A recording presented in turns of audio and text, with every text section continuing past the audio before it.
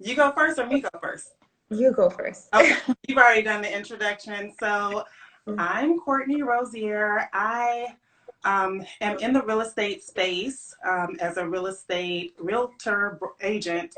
So I sell homes, help people invest in generational investments for their families and things like that. So buying and selling real estate. And in my second business, I also work with other real estate agents. I have a transaction coordinator business. So basically, my company assists busy real estate agents with getting their contracts and their compliance done so that they can have time to actually do the things that A, generate more income, and B, just increase their quality of life. So where we are now in the real estate market, real estate agents need that service because if you've been out all day with buyers and sellers, to have to come home and still answer emails and try to figure out what you've missed, it's really difficult. So the transaction coordinating company helps with that. And then lastly, I this pandemic has taught me um, not only the importance of multiple streams of income, but just it really made me grateful for the transaction coordinator business that I have. So I also have a course where I teach other aspiring transaction coordinators or just women in general that want to be able to work from anywhere or work from home.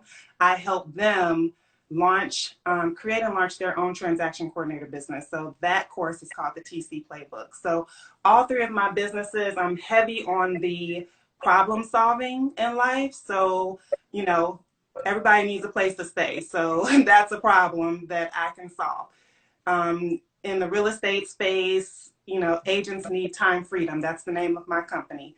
So I Mhm. solve that problem. They don't have time to deal with their contracts. I'm here. And then lastly, which is the most close to my heart, is the helping other women to start this same type of business that has given me freedom to actually have a work-life blend, not a work-life balance. So, in a nutshell, that's what I do in the real estate space. Awesome. And in a little bit, we'll break it down into pieces because obviously I want to pick your brain, as I'm sure other people will have questions. And something that I've mentioned before you joined, and I'll mention it again. Anyone joining us, please feel free to include any questions for us to go over. Typically, at the end of our live chat, we do go over Q&As. Any questions, anything you may have in mind, or if you just want to do a thumbs up or a shout out, please do so. Awesome, Courtney. Thank you so much for that amazing intro. Um, I guess my first question is, from your experience, how has it been being a female in real estate? I mean, I am surrounded by a lot of females in real estate or women in real estate in general. So it's still male dominated, but it's hard to see that because we're front and center. Mhm. So it's an amazing time to be a woman in real estate. Real estate in itself, the ability to um, provide generational wealth for your family. To me, that's what I see real estate as. So it's powerful. So that alone makes any of my women peers in this business, um, I guess, stand out. It's very powerful, and we're very collaborative in my experience. I'm in a lot of real estate groups, and I hear a lot of different stories, and Uh-oh. some good, some bad. That's with any industry.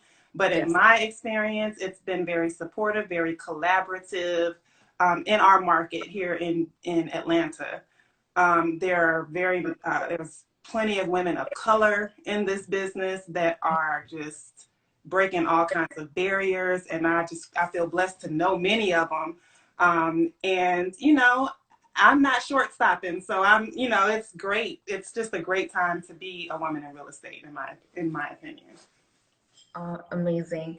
What would you say drove you to get into real estate initially? Oh my God. I'm bringing it back. Yes, so I decided to get into real estate, I would say at the end of 2014. Okay. And at the time, my twins, I have a set of twins, they're a boy and a girl, and they are 8 years old. Oh my And God. at the time, they were three. Yeah, they were 2.5 when I made the decision. When I Mhm. initially made the decision, I'm like, they'll be starting pre-K the following year. And I started to think about my future with them Mhm. and how it would be as a working mom with the twins, and if I really wanted that. And I decided I did not. So I'm like, well, what can I do? So I was already in real estate. I worked in commercial real estate as a property manager. So I managed office buildings at the time. And I Okay. had done it many years.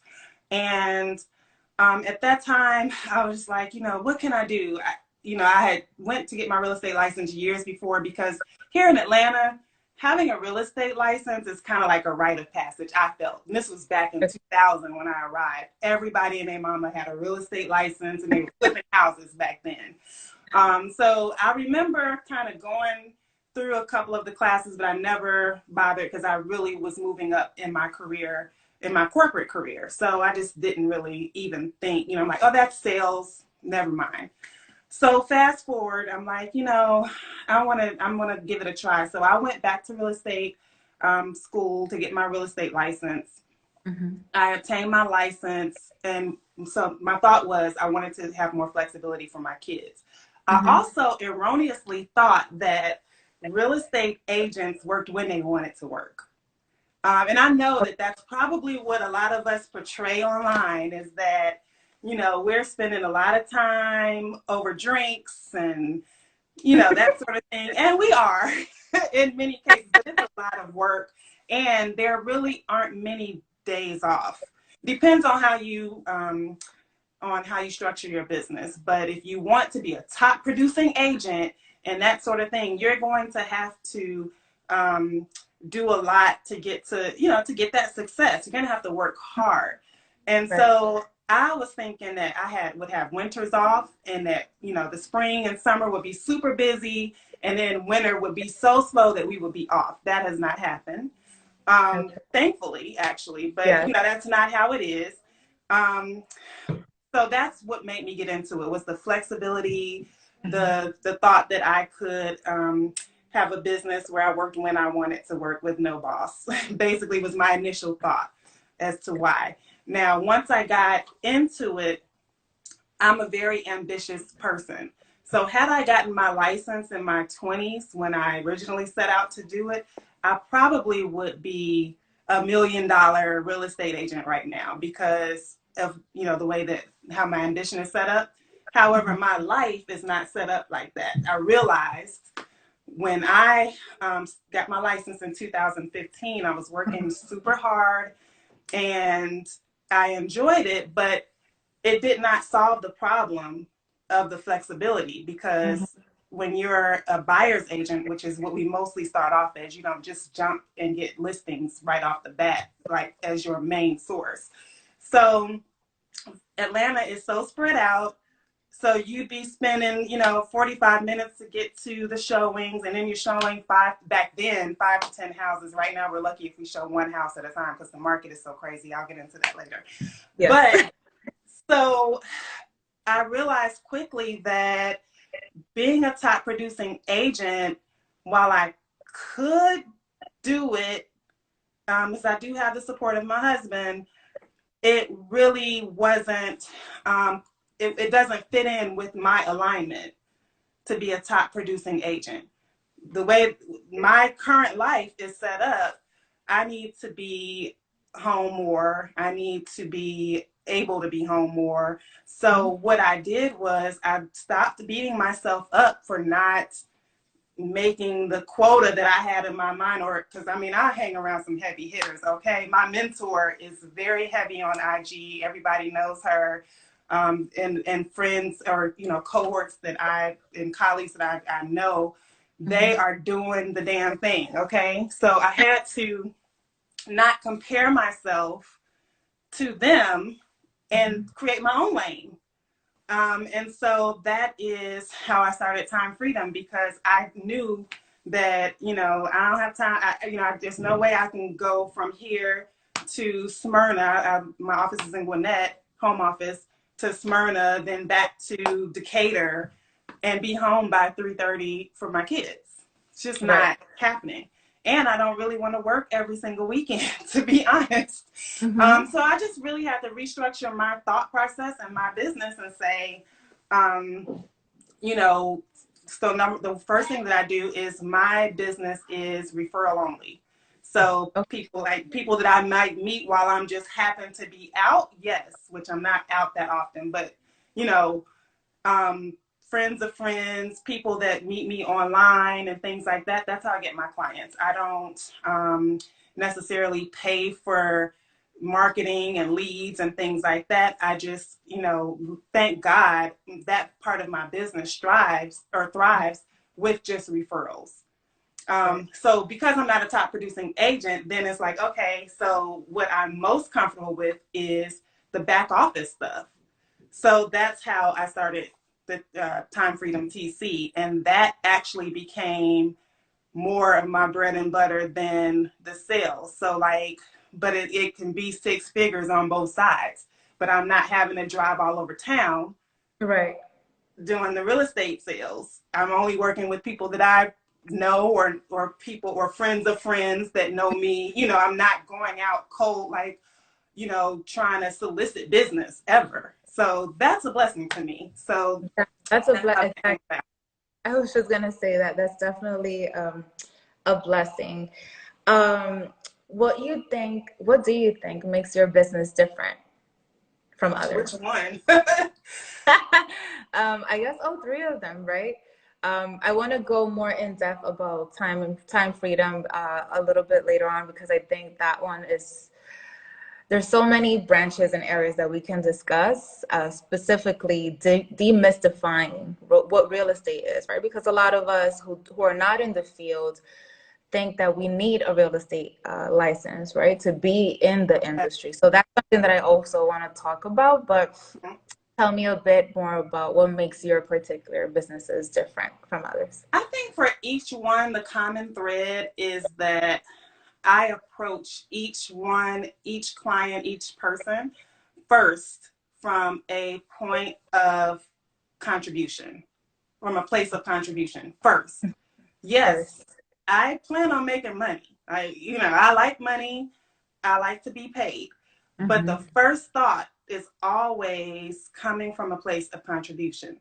So when I'm working with buyers or sellers, they need a place to stay, but they're certain, as my girl would say, my clients can't live here. Like, I'm not going to push them into someplace just so that we can get a sale. Like, I'm digging in to see what their why is. That's another thing. What is your why for everything you do? And then align yourself with your why with everything that you do.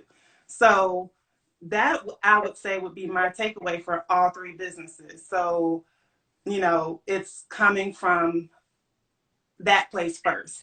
Yes, I'm not going to work for free. Like, people are like, oh, I would do that for free. Mm, Not if I can get paid. I'm not going to do Exactly. it for free. But my first thought is contribution. How can I help you? Always. Of course. Thank you for that. The next question is exactly what I mentioned before. There's so many myths around real estate, right? Me, myself, in the past, I've thought so many times whenever I've thought about pivoting my career on getting my real estate license, like, something to do. But that's the first thought that comes to mind, right? The thought of having to get my license. But Right. I know in previous conversations that we've had, that's not necessarily the case. And that's where I love what you did, and we'll continue talking about that. But what would you say are, I guess, the top three myths of real estate overall? And please help me demystify these. So, the first one that you mentioned is a good one. You do not have to have a license for everything. You can be an investor and not have a real estate license. It is